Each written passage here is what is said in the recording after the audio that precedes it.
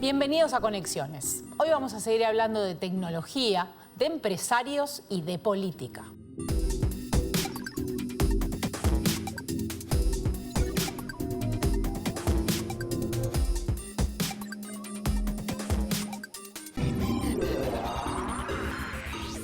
Como decía antes, estamos en la segunda parte del programa que dedicamos a hablar de tecnopopulismo y de tecnofeudalismo. Hoy el foco lo vamos a poner en la geopolítica. TSMC es el mayor fabricante de uno de los bienes más preciados de la humanidad, los chips lógicos. Estos chips están ensamblados con material estadounidense totalmente vetado a China. Los países de Asia representan más del 70% de la producción de microchips del mundo. Nos olvidemos que Taiwán es el único país que ha patentado el nanómetro, que es la velocidad que precisa el microchip, como para poder hacer andar cualquier instrumento electrónico que utilicemos. Los datos de China quedan en China. Acá también tenemos una zona de interés, que es el famoso triángulo del litio. Entonces, en vez de pensar una geopolítica de la computación, pensar en cómo la computación cambió la geopolítica.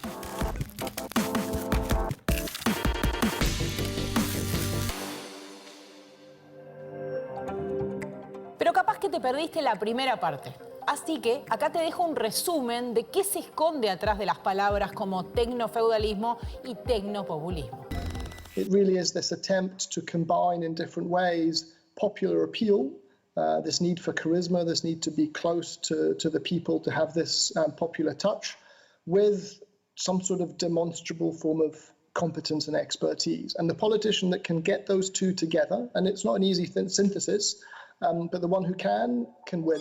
Lo que estamos viendo desde hace muchas décadas es una erosión fuerte de la democracia. O sea, la erosión de la democracia no empezó ahora, ¿no?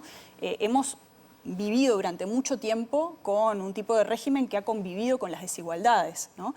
Y hay mucha insatisfacción con ese tema, ¿no?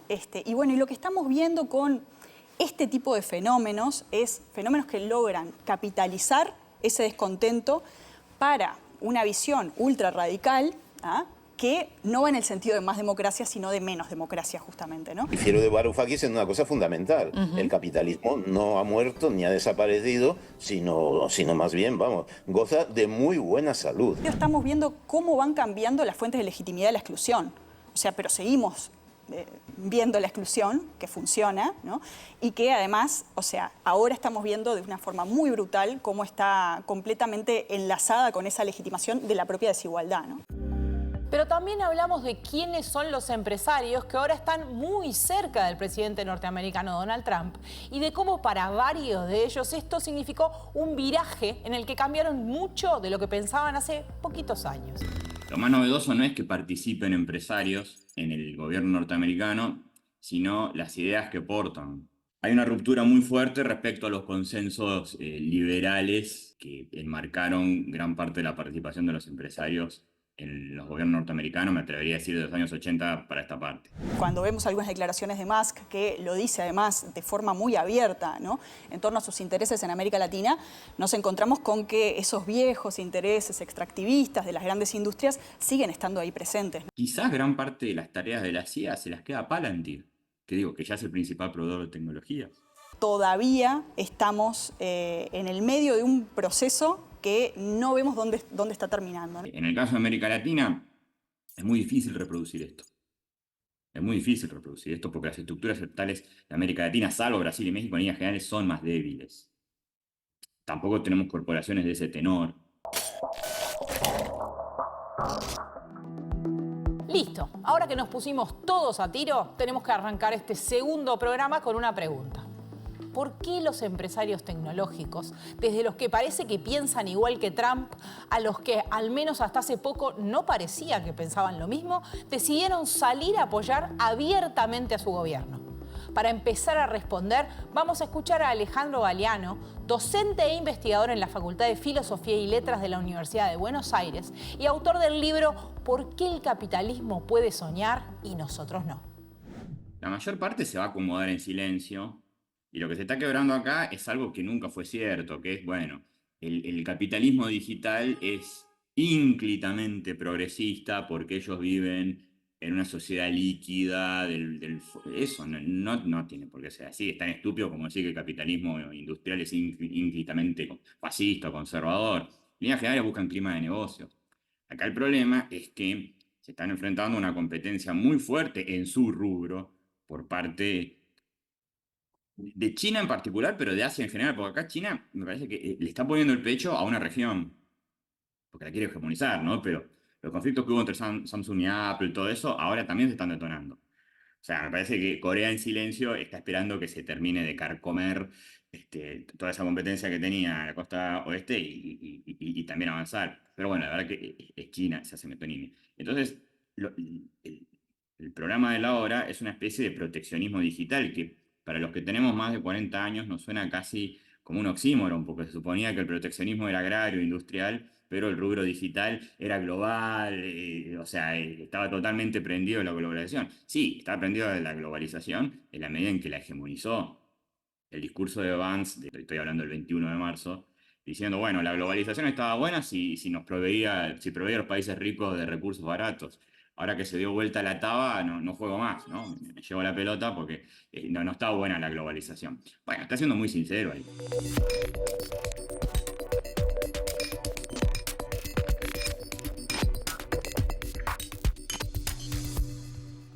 China es tal vez la razón más importante de los Bezos, los Musk, los Pichai, los Zuckerberg y los Cook para acercarse a Trump. Pero antes de llegar a eso, hablemos de otros motivos que también están presentes. La primera es que Trump les promete reducir las regulaciones, algo que varios de ellos aseguran que es clave para poder mantener la innovación. Acá, Elon Musk usa un ejemplo de ballenas y tiburones para insistir en la necesidad de desregular para poder avanzar. SpaceX had to do the study to see if Starship would hit a shark. We got the data and we could run the analysis to say like, yeah, the sharks are going to be fine. But they wouldn't let us proceed with launch until we did this crazy shark data. And then we thought, okay, now we're done. And they said, but what about whales? I'm like, when you look at a picture of the Pacific, what percentage of the surface area of the Pacific do you see as whale? Because I look at a picture, I don't see any, it's like, where's the whale?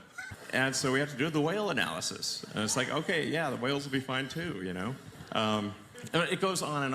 And then there's like, well, what if the rocket goes underwater, then explodes, and then the whales have hearing damage? Like, this is real. It's not how it works. So anyway, just one like crazy thing after another where, so this is why I'm really feeling the pain of the overregulation. Sobre este punto, el de la relación de estas empresas con las regulaciones, nos habla Galeano. Estados Unidos, el capitalismo occidental en los años 70 atraviesa una crisis muy grande, mucho más grande que la crisis del petróleo. O sea, se cayó todo. El patrón dólar, el keynesianismo como mecanismo de redistribución, se cayó todo, o se fue cayendo todo. Y la solución que encontraban las empresas es desengancharse de las regulaciones y los estados nacionales y operar a nivel global gracias a un flujo financiero que alimentaba eso. Más adelante los estados acompañaron eso. O sea, lo que hacen Thatcher y Reagan es básicamente adaptar la estructura política y administrativa a un hecho ya dado. Eso funcionó bien, todos los años 90 hasta el 2008. Otro de los motivos por los que Musk y varios de sus colegas CEOs quieren a Trump es porque les dará ventajas competitivas frente a empresas extranjeras o les dará contratos con organismos del Estado.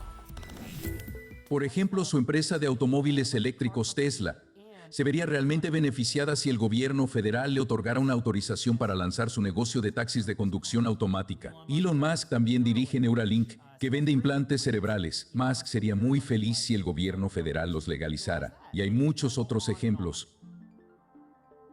Mientras presiona por menos supervisión federal, Musk también podría ganar miles de millones. Elon Musk posee una importante contratista de defensa llamada SpaceX. Y el gobierno de Estados Unidos es su cliente más importante. SpaceX ya ha obtenido contratos por miles de millones de dólares entre 2009 y 2024. Pero podrían no ser nada frente a posibles contratos futuros bajo la alianza Trump-Musk. A Musk le interesa obtener la mayor cantidad de contratos posibles, por lo que quiere un presidente que si decide crear un nuevo programa para Marte lo contrate a él para enviar los cohetes. Otra de sus empresas es Starlink. la red de satélites espaciales de SpaceX, que opera en unos 100 países alrededor del mundo. Starlink ha solicitado licencias de la FCC para expandir su servicio a áreas rurales. A esa empresa de satélites le serviría tener sus propios contratos de defensa y también subsidios para que la gente la contrate. La realidad es que es bastante inusual que el director ejecutivo de tantas empresas juegue un papel tan fuerte en un gobierno entrante en el que tendrá influencia sobre los organismos regulados por el gobierno. En el caso ideal, la persona se abstendría o no participaría en esos organismos. Pero Musk sigue los pasos de Trump, y es posible que las viejas reglas de conflictos de interés no apliquen aquí. Y claro, está el asunto de las decenas de juicios por monopolio e investigaciones de las que son objeto de empresas como StarX, Twitter, Google, Meta, Apple y varias más. En la actualidad, hay aproximadamente entre 6 y 12 investigaciones diferentes activas sobre las empresas de Elon Musk. No puedo opinar porque es un asunto legal, pero me da curiosidad qué piensan ustedes. Elon no puede simplemente dar una orden para que se detengan esas investigaciones, pero sí tendrá control sobre el presupuesto federal, y qué mejor manera de frenar una investigación que dejar sin fondos a la agencia encargada de llevarla a cabo. Algo que aprendimos de la última presidencia de Trump es que el puesto que tengas en la Casa Blanca no es lo esencial. La realidad es que el factor más importante de todos es quién es la persona que habla con Trump con mayor frecuencia, y en este momento esa persona es Elon Musk. Pero ahora sí, llegó el momento de hablar de China, o tal vez de toda Asia, y de su relación con el avance tecnológico y cómo se ha constituido en un peligro para las intenciones hegemónicas de Estados Unidos. Para eso, empecemos por entender qué pasaba en China, mientras en Estados Unidos ocurría lo que Galeano nos contó más adelante. En Asia la cosa fue distinta, porque ellos no tuvieron una crisis en los años 70. Prácticamente es al revés, en los años 70 empieza el despegue fuerte.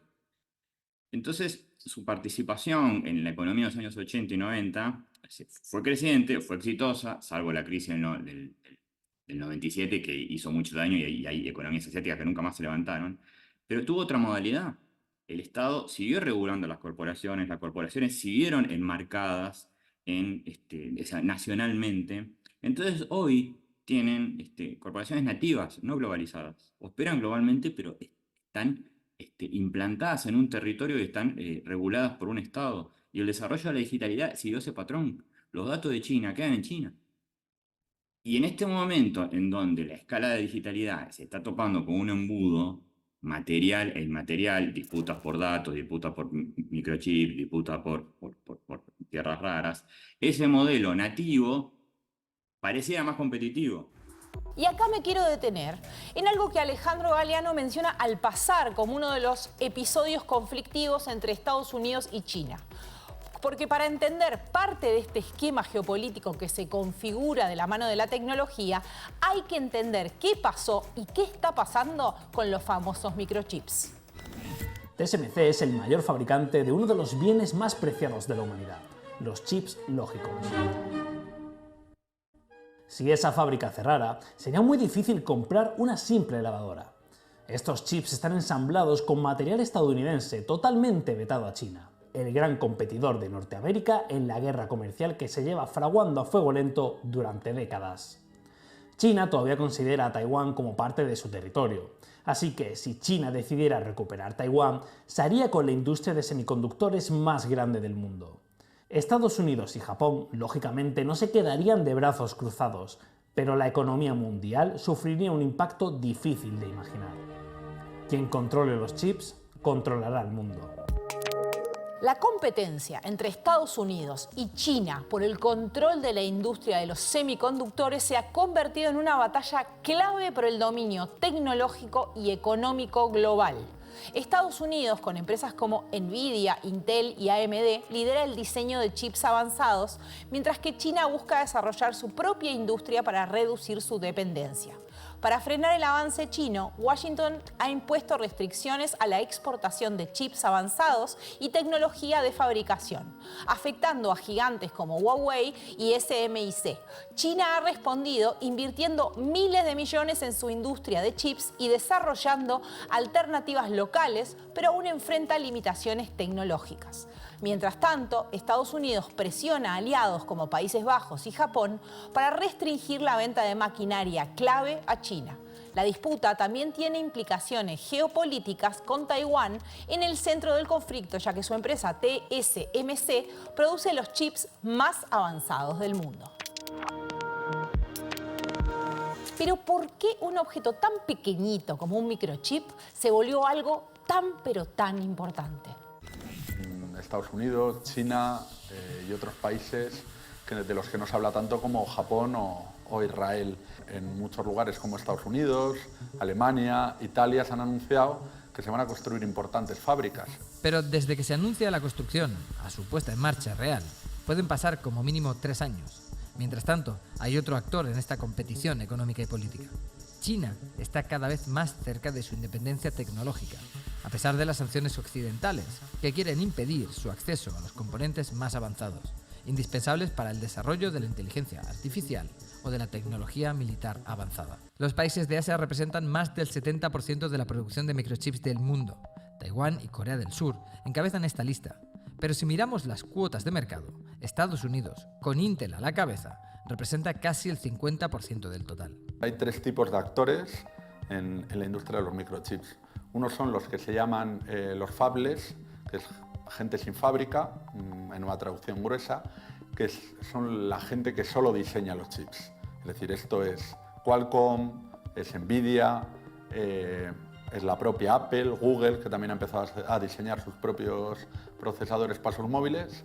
Luego hay empresas de ciclo completo, que tanto diseñan como fabrican, que es el caso de Intel, es el caso de Samsung. Y luego hay un tercer grupo muy importante, que son los que solo fabrican. Ellos no diseñan nada. ¿Cuál es el problema? Que es, para ser un buen fabricante de microchips, tienes que invertir muchísimo dinero. Es una industria súper intensiva en capital. La salida de DeepSeek, la herramienta de inteligencia artificial generativa china, fue una sorpresa para Estados Unidos y un golpe para su avance. Entre otras cosas, porque ese país pensaba que había logrado que China no tuviera suficiente capacidad de microchips para poder llevarla adelante. En septiembre de 2022, Apple anunciaba que movería el 25% de su producción de iPhone de China a India. La decisión de la compañía de Cupertino es resultado de las presiones de Estados Unidos sobre sus empresas para aislar tecnológicamente a China. China tiene en mente ser la primera potencia económica y tecnológica del mundo. Y eso pasa indudablemente, especialmente lo segundo, por no depender de los demás, en lo que se refiere a los componentes, en las tecnologías que te sirven para desarrollar tecnologías clave. China tenía un plan muy ambicioso, llamado Made in China, precisamente, que afecta a grandes áreas industriales, pero especialmente en el caso de los semiconductores pretendía que la gran mayoría de chips que se utilizasen en su industria fuesen fabricados localmente en muy pocos años. Hasta hace 2-3 años, cuando Estados Unidos decide cortarle el acceso a la tecnología necesaria para crear chips de vanguardia. Para Estados Unidos, los avances tecnológicos de China en sectores clave, como la inteligencia artificial, el 5G o el desarrollo de microchips de última generación, representan una amenaza no solo económica, sino también política y militar. En el próximo bloque vamos a seguir tratando de entender por qué Estados Unidos está tan preocupado por frenar el avance de China. ¿Cuál es considerado el desafío clave que enfrenta China en su intento por desarrollar una industria de semiconductores independiente? La falta de reservas de silicio en su territorio, lo que impide la producción de chips avanzados. La dificultad para acceder a equipos de litografía ultravioleta extrema, esenciales para fabricar chips de última generación. La dependencia de Estados Unidos para obtener código fuente para utilizar en los sistemas operativos de los chips.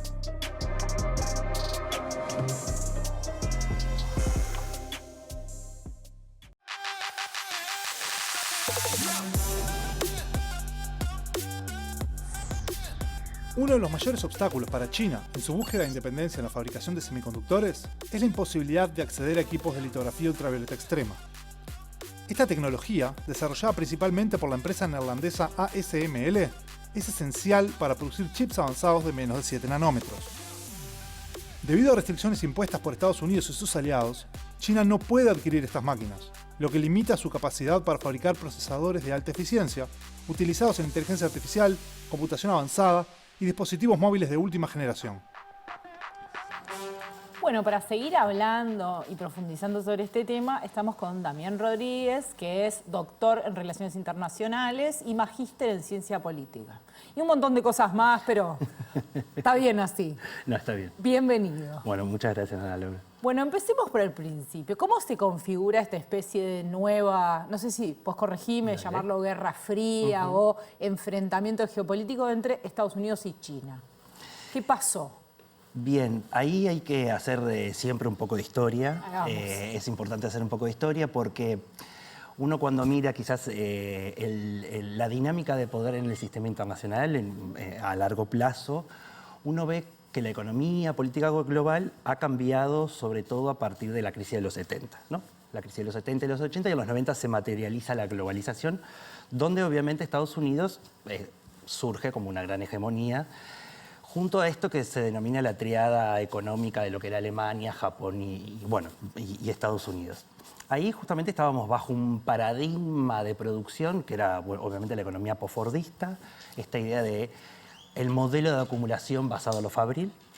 Y esto obviamente tiene después distintas ideas y vueltas, pero hay un punto clave en esta historia que es el 2004, que es cuando China ingresa a la Organización Mundial del Comercio y posteriormente en el 2008 cuando se produce la famosa crisis financiera internacional que se produce en el corazón, digamos, del imperio, como le llaman algunos historiadores, justamente lo que fue la crisis de Lehman Brothers en Nueva York.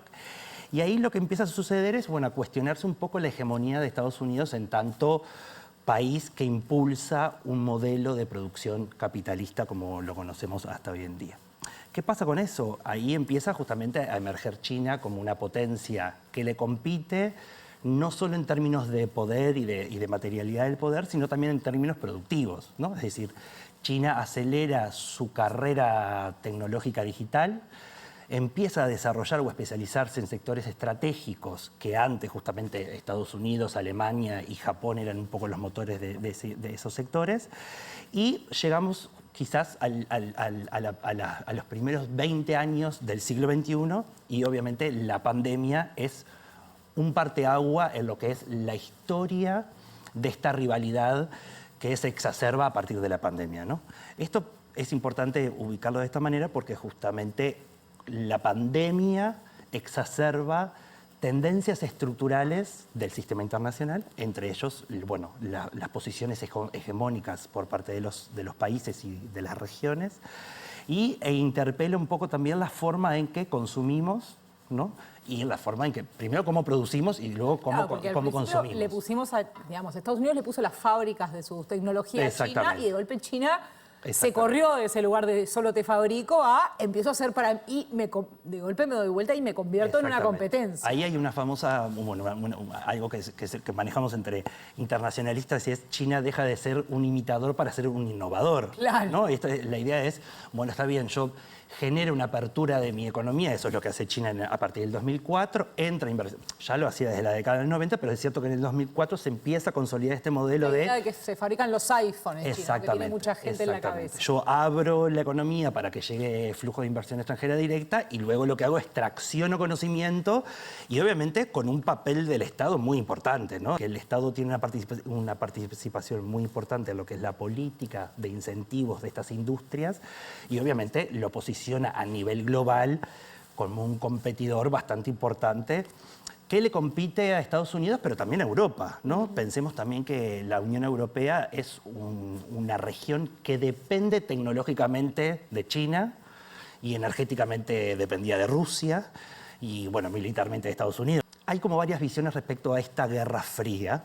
Si bien es cierto que es un enfrentamiento no armado, no es un armisticio a estilo clásico, sí es cierto que hay una guerra arancelaria, ¿no? Y ahí está un poco la idea de una narrativa más belicista desde el punto de vista arancelario. Y los episodios en torno a lo que se llama la guerra de los microchips fue bastante tangible. Exactamente, sí, total. Incluso cómo las potencias han empezado a reposicionar en torno a ciertas áreas de influencia, por ejemplo China respecto a Taiwán.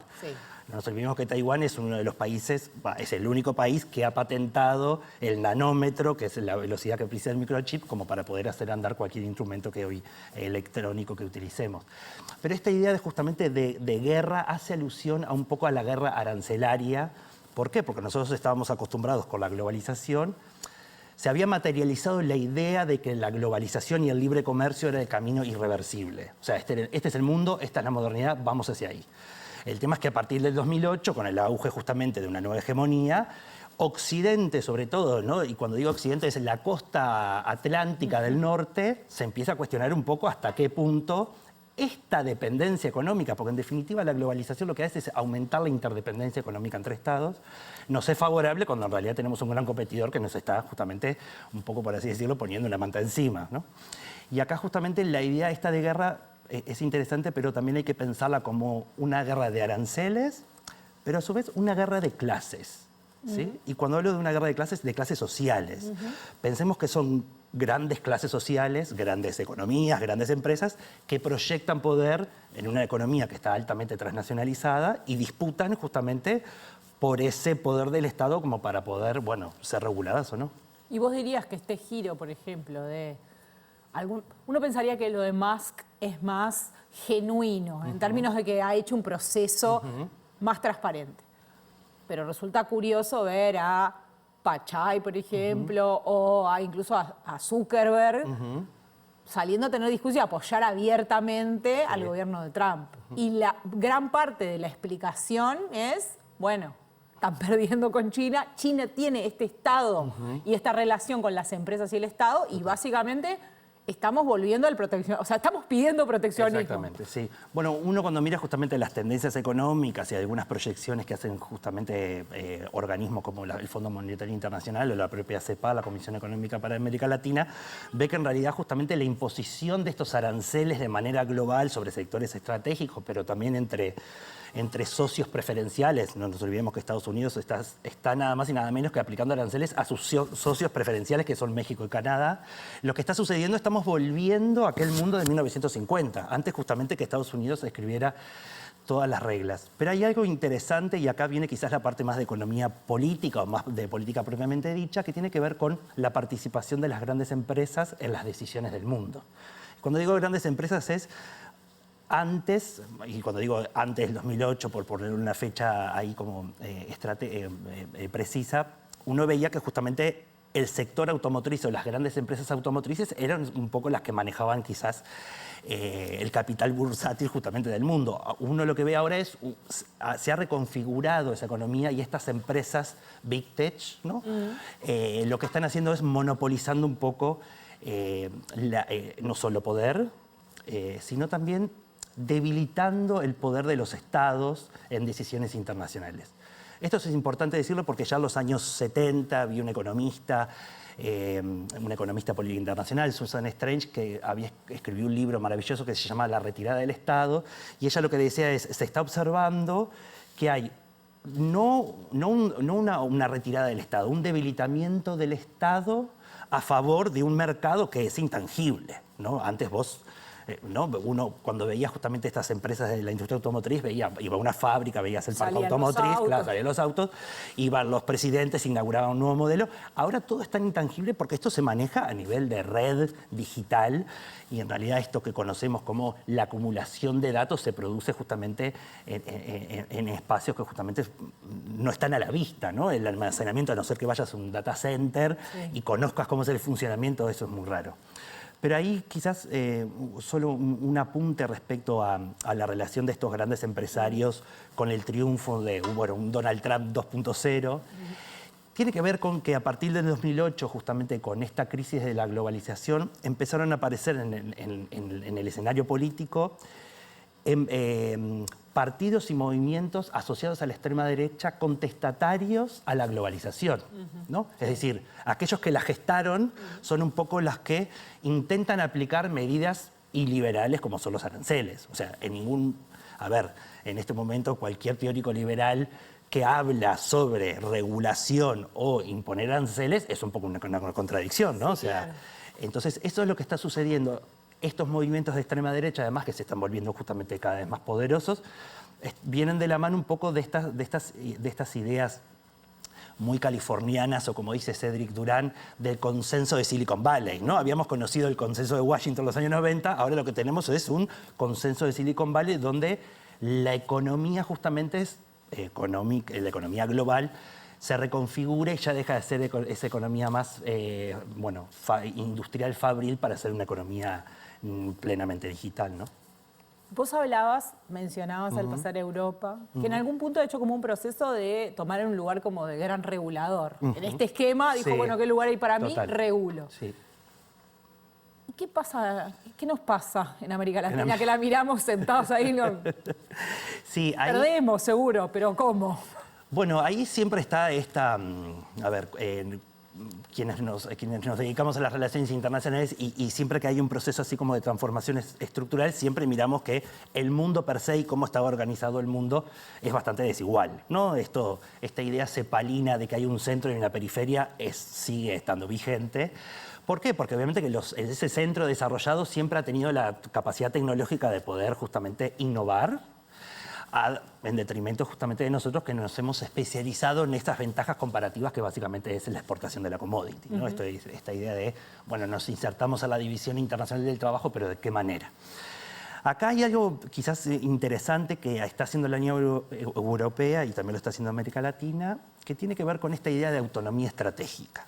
Y esto sí, quizás volvamos a un lenguaje más de guerra fría, como la conocimos a partir justamente de lo que fue la Segunda Guerra Mundial y hasta que cayó el muro de Berlín, que tiene que ver con esta idea de, bueno, hay un enfrentamiento bipolar, es decir, hay un ordenamiento del poder en dos polos, en ese momento era, bueno, Estados Unidos y la Unión Soviética, y ahora en realidad esa lógica bipolar es bastante difusa. Uno tendría a aseverar que a partir del 24 de febrero, cuando Rusia invade Ucrania, Rusia patea el tablero y dice, no, esto no va a ser de a dos, esto va a ser de varios, ¿no? Ahí hay un interés justamente también estratégico de querer formar parte un poco de la dinámica mundial. Y en ese marco, la Unión Europea, su política exterior, tiene un concepto bastante interesante, que es un concepto además, es un acervo latinoamericano, que es el concepto de la autonomía, ¿no?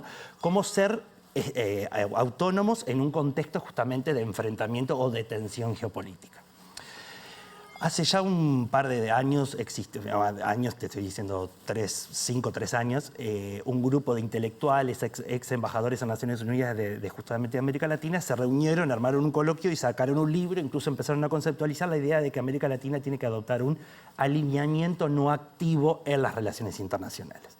Esta idea de no te cases con ninguna potencia hegemónica, sé estratégico y mira el sistema internacional en base a las agendas. Lo que tenemos ahora es que tenemos relacionamiento con China, claramente, a través de lo que es la iniciativa de la Ruta de la Seda, por ejemplo. Tenemos relacionamiento con Estados Unidos, que en materia digital, pensemos en lo que es la conexión de cable submarino del Google. Pero también ahora tenemos una alianza digital que se aprueba en el marco de la CELAC, la Comisión de los Estados Latinoamericanos y del Caribe, que se va a retomar en la cumbre que va a ser ahora en Bogotá en 2025.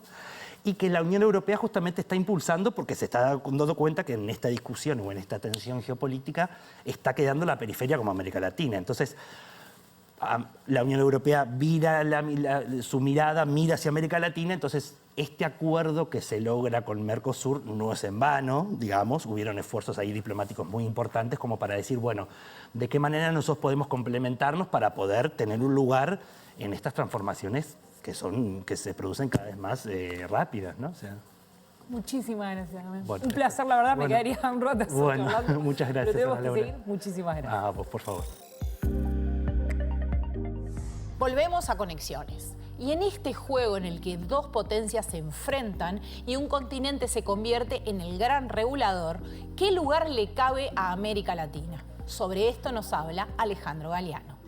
Cada 30 años no sabemos qué lugar nos toca. Sudamérica, no quiero poner, digo, la verdad que la patria grande es Sudamérica, porque después ya los vectores se van poniendo raros. O sea, México está teniendo ahora su experiencia populista, ¿no? Dice, llegaste 20 años tarde. Como que bueno, está bien. Digo, no existe ni tarde ni temprano, pero digo, están en otra y tienen otra inserción. Pero en América Latina, en este momento, sí, China, decide, como ya plantearon, sustituir sus importaciones de soja, bueno, América Latina va a tener que buscar, o por lo menos gran parte de la economía exportadora sudamericana va a tener que buscar otra cosa.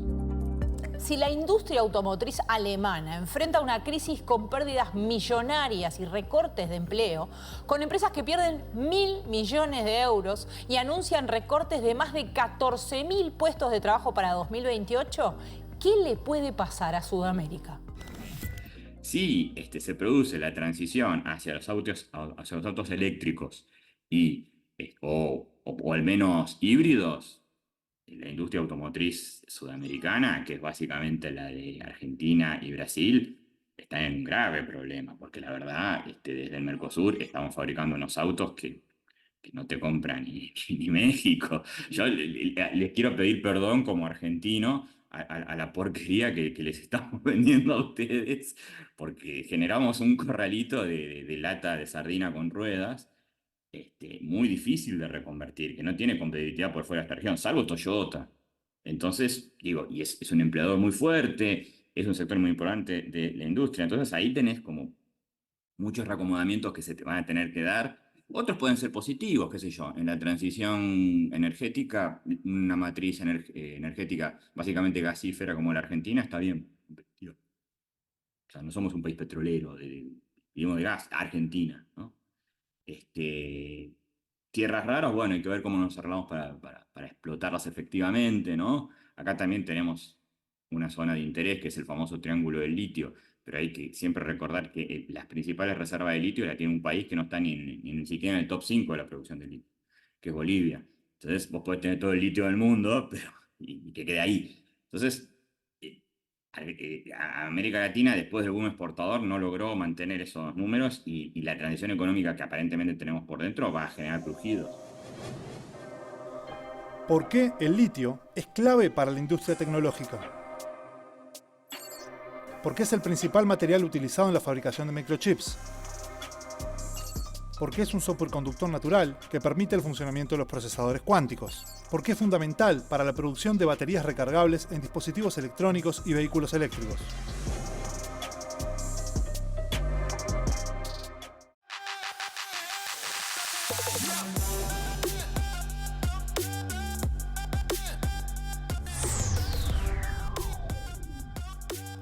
El litio es un elemento esencial en la industria tecnológica debido a su papel en la fabricación de baterías recargables de iones de litio.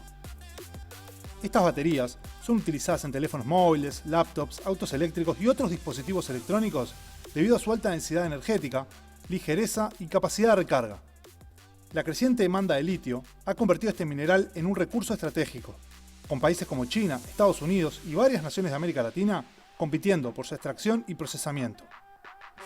Su disponibilidad y precio influyen directamente en la evolución de la tecnología y la transición hacia energías limpias.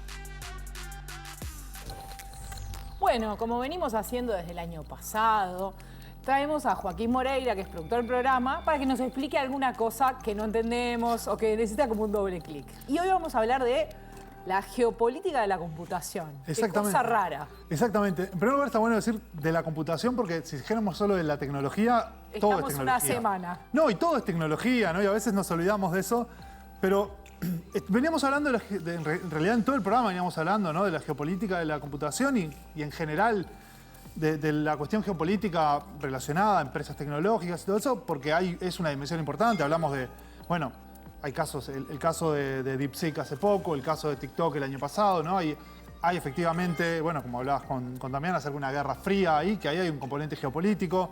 Pero también, bueno, el año pasado hablamos también de los centros de datos. En la primera temporada también se habló mucho de los cables submarinos. Son como un montón de fenómenos importantes que tienen un componente geopolítico y que en realidad nos explican que para entender la tecnología actual hay que pensarlo desde la geopolítica. Entonces ahí hay como un factor que obviamente es súper importante y por eso un poco el programa de hoy ha ido por ahí, ¿no? Pero a mí me gusta a veces, porque soy medio peleador, dar vuelta a las cosas. Entonces en vez de pensar en una geopolítica de la computación, pensar en cómo la computación cambió la geopolítica en ese sentido, ¿no? Y hay algo que, bueno, un poco lo comentaba Damián hace un ratito, ya podemos empezar a ver, no sé, cuando en los 90 se incorpora un montón de tecnología cambian la forma de las cosas, pero incluso pensemos en... Porque algunos materiales químicos no eran importantes hasta que fueron importantes. Pero pensemos en el siglo XIX incluso, cuando la idea de un concepto central para la geopolítica en general, que es el de Estado soberano, algunos pensadores empezaron a decir, bueno, en realidad sí, todo bien con la frontera, el Estado soberano, pero en realidad tenemos que tener en cuenta que esas fronteras tienen 1000 agujeros o ni siquiera, por ejemplo, debido a la tecnología, justamente, la tecnología fabril y la tecnología de los barcos a vapor, que habían efectivamente acortado el mundo, al acortar los trayectos, achicaron el mundo, mediante esas tecnologías. Por ejemplo, ahora lo que pasaba es que por ahí una empresa inglesa agarraba la lana que se producía en el Río de la Plata, la llevaba a que la vayan a hilar en la India y después la llevaba a un taller en Holanda donde hacían una tela y después la llevaban a otro lado. Entonces, ahí en gran medida, desde la economía, que es uno de los factores importantes de ahí, ya vemos cómo en realidad la tecnología había cambiado muchísimo a la geopolítica. Imaginemos qué pasa, pero ahí todavía teníamos, vos pensás que ahí era en un lugar, te nombré países específicos. Pero ¿qué pasa ahora cuando estamos constantemente conectados en red y en realidad yo tengo cualquier aparato que use, agarro el teléfono, agarro esta pantalla, agarramos la computadora, agarras la televisión smart y en realidad están ocurriendo muchas cosas a distintos momentos, en distintos lugares y bajo distintos regímenes de jurisdicciones, bajo distintas leyes, bajo distintas... No tengo ni idea. Y ni sabés qué es. Pensemos un caso súper simple. Yo agarro el teléfono para entrar a una aplicación de lo que sea, ¿no? Yo me conecto a esa aplicación desde este país, la aplicación por ahí es de una empresa de otro país, pongámosle de Estados Unidos, para pensar uno que donde hay mucho. Teléfono en Uruguay, aplicación de Estados Unidos. Exactamente, pero además esa aplicación de Estados Unidos, para eso primero tengo que ir por cables submarinos, ¿no? Que todos sabemos que viajan por un montón de lados. Después, por ejemplo, son de una empresa, no son de estados. A su vez la empresa tiene centros de datos, pongamos por ejemplo en Noruega, que se usan ahí para aprovechar el frío. A su vez trabaja con algoritmos que por ahí son desarrollados en otro país. Entonces hay un montón de cosas, ¿no? Y eso en realidad, ¿qué jurisdicción está aplicando en ese acto? Es un solo acto. Yo entrando una cosa. ¿Qué jurisdicción está aplicando ahí? Bueno, eso es un poco una problematización que aparece ahora en red, porque ya no es que yo tengo una empresa, bueno, por ahí tenía la empresa era inglesa y el taller era en China. Había dos jurisdicciones en un momento dado, hasta ahí. Pero acá yo lo que tengo es un montón de cosas que están en capas, ¿no? Están una arriba de la otra, que es algo de lo que habla un pensador que justo se acaba de editar en español su libro de Stack. Es un pensador que se llama Benjamin Bratton. El libro es del 2016, pero se acaba de editar justo hace un par de semanas en español. Él habla justamente de eso. El Stack es como un gran aparato gigantesco de escala planetaria. Él habla en realidad de estructura accidental de computación planetaria. A mí me gusta más que accidental, me gusta decir emergente, porque en realidad no es que fue sin querer. Un montón de gente estaba haciendo cosas, pero no es que alguien dijo, quiero hacer un aparato planetario. Pero es emergente porque distintas personas queriendo hacer cosas diferentes, terminar de esa acción, salió esto que tenemos ahora, que es una gran estructura de información en la cual yo desde mi teléfono estoy en realidad participando porque está todo conectado en todo momento y ni siquiera es que yo pueda hacer algo desde mi teléfono. De hecho, pensaba, vos abrís tu teléfono y si no estás conectado a internet, la mayoría de las cosas no las podés hacer. No, ni siquiera. No podés jugar ni jueguitos. Claro, exactamente. La mayoría de las cosas no la podés ni hacer. O sea, ¿por qué? Porque tu teléfono, si no está conectado a ese gran stack, que stack significa pila de poner cosas una arriba de la otra, si no estás conectado a ese stack, en realidad tu teléfono es mucho menos útil porque justamente toda la computación casi un pisapapeles. Exacto. Y eso entonces lo que nos obliga es como a pensar en realidad que cualquier intento de regulación, cualquier intento de legislación, pero también cualquier disputa arancelaria está cruzada por eso. Porque, pensemos otra cosa, además estamos haciendo un montón de cosas todos los días que ni siquiera sabemos y entonces ni siquiera sabemos bajo qué jurisdicción estamos trabajando, ¿no? Entonces, eso un poco en gran medida complica todo el panorama de pensar esa geopolítica a la manera antigua, ¿no? Porque ya no puedo decir, bueno, sí, estoy usando el teléfono en Uruguay o esta empresa de Estados Unidos, porque en realidad estoy como trabajando en ese gran aparato que es como si fuese de ningún país. O sea, y ahí hay algo que justamente es el punto interesante, tal vez, de lo que plantea Bratton, pero también lo están pensando otras personas. Pienso, hay un pensador chino, por ejemplo, justamente, que se llama Yu Hui, que también acaba de sacar un libro relacionado a ese tema, que justamente él también dice, bueno, porque además lo otro que pasa es que los chinos tienen otras formas de pensar, entonces sus desarrollos tecnológicos son diferentes. Entonces también pasa eso, estamos por ahí. DeepSeek, de hecho, una de las cosas que se dice es que fue desarrollado de una manera diferente a cómo se desarrollaban los otros sistemas de lenguaje natural. Entonces aparece eso también que complica más todavía el panorama y que lo que nos obliga es como a ver esa cuestión en capas, porque además no es un mapa. Yo ya no puedo hablar de mapas con eso, sino que... que va y viene, va y viene. Exactamente. Ni siquiera que va y viene, se dobló. Es como, se habla de topología más que cartografía, porque la cartografía es plana. Esto en realidad es como una cosa torcida, ¿no? Que yo agarro el mapa y lo hago así, y entonces mi acto de uso del dispositivo es... por ahí pasa por un montón de lados distintos en distintas capas. Entonces es como que ya sigue siendo una cuestión geopolítica, pero tenemos que entender cómo... pensar una geopolítica diferente. Exactamente. Y hay otra cosa que es interesante, ¿no? Digo, un poco es algo que se habló en el programa también, hay una idea de... Bueno, en una época se hablaba de que la globalización desterritorializaba.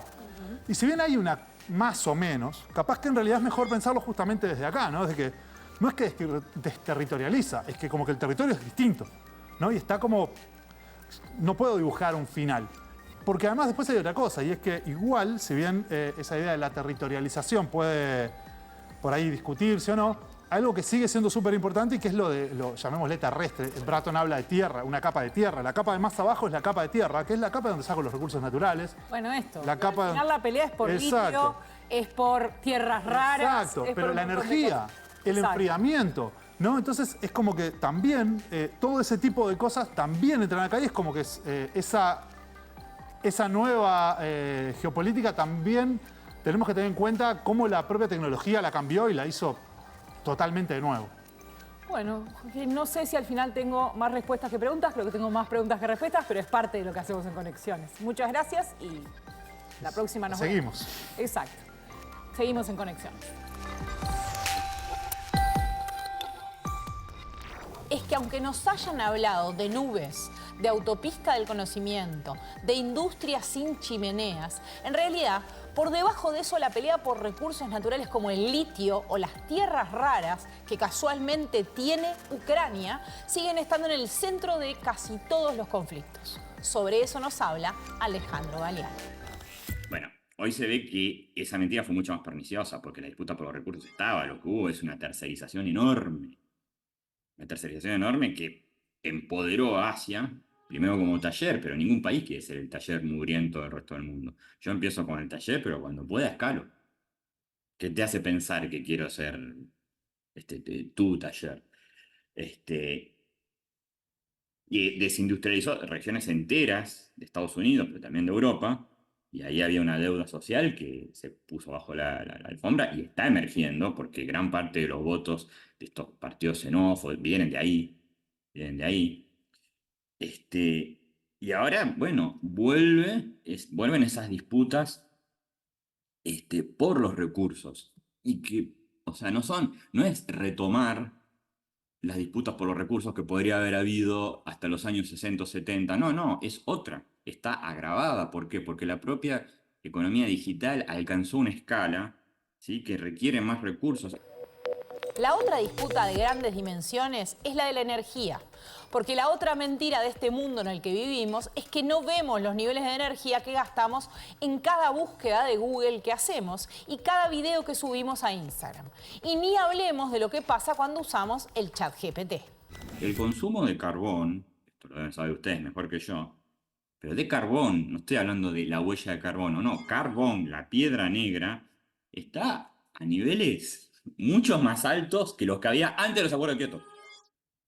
Se está consumiendo carbón, pero de una manera rabiosa. Y no porque las viejas usinas eléctricas o está todo el mundo haciendo asado. No, porque la demanda eléctrica que hay. Y ahí las soluciones que te dicen, bueno, vamos a llenar todo de centrales nucleares. Sí, yo también soy un atomicista, ponele, o un atómico. Pero el tema es que hoy una central nuclear tiene unas regulaciones que la hacen 1000 veces más cara que cuando empezó esto. Entonces, si quitas esas regulaciones, bueno, agárrense porque podés tener una isla 3 millas por día. Y si mantenés esas regulaciones, bueno, vas a tener energía muy cara. El programa que termina hoy buscó dejar abiertas muchas puertas. puertas para pensar que algunas cosas que están pasando se relacionan con otras que a primera vista parece que no tienen nada que ver. En este ciclo de conexiones vamos a volver a abrir varias de ellas.